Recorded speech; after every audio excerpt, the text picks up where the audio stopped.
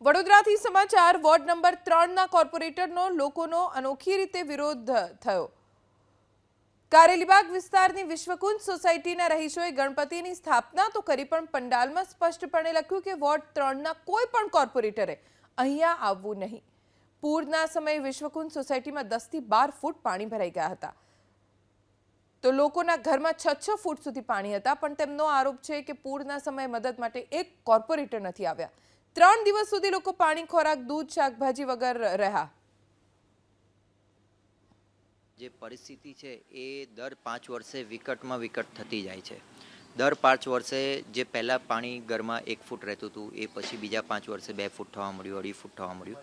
ચાલુ વર્ષે ફ્લડની પોઝિશન એવી હતી કે ઘરની અંદર 5 થી 6 ફૂટ પાણી હતું અને રોડ ઉપર 10 થી 12 ફૂટ પાણી હતું। અને એવી વિકટ પરિસ્થિતિ હોવા છતાં કોઈ પણ કોર્પોરેટરે અમારી સોસાયટીના કે અમારા માણસોની કોઈ પણ પાછળ ઊભા રહીને કોઈ પણ જાતની પૂરી એટલે પાણીથી લઈને ફૂડથી લઈને કોઈ પણ જાતની સુવિધા પૂરી પાડી નથી। ખાલી ફક્ત અને ફક્ત સોશિયલ મીડિયા ઉપર એમને ફોટોગ્રાફ લઈને અપલોડ કરેલા છે કે આ કામગીરી અમે કરી છે, એની વાહવાઈ એમને લીધેલી છે અને જે તદ્દન ખોટી વાત છે। સૌથી પહેલો પડોશી અમારા કોર્પોરેટર છે રાજેશ શાહ અને રૂપલ મહેતા, જે અમારા એકદમ નજીક રહે છે। એમની પાસે અમે ફોન કર્યો, એમણે એવું કીધું તમે તમારું જોઈ લો, અમારીથી તમારી સેવા નહીં થાય। તો મારું કહેવું છે કે અમે તમને છૂટીને મોકલ્યા તો સૌથી પહેલાં તમારી ફરજ છે કે તમારી લોકોની સેવા માટે કર્યા, નથી કે તમારે ખાલી સ્ટેન્ડિંગ કમિટીમાં કે કશે જઈને બેસીને લોકોના નિર્ણય કરવા।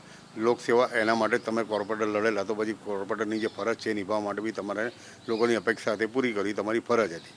અને આ ટાઈમમાં 3 દિવસ લાઇટ નથી, જીવન જરૂરી વસ્તુમાં દૂધ, પાણી, જે ચોખ્ખું પાણી નહોતું મળતું, કે પાણી તો આખા રોડ પર હતું પણ પીવાને લાયક જે પાણી ઘરમાં જોઈએ એ નહોતું, તો અમે કોની પાસે આશા રાખીએ।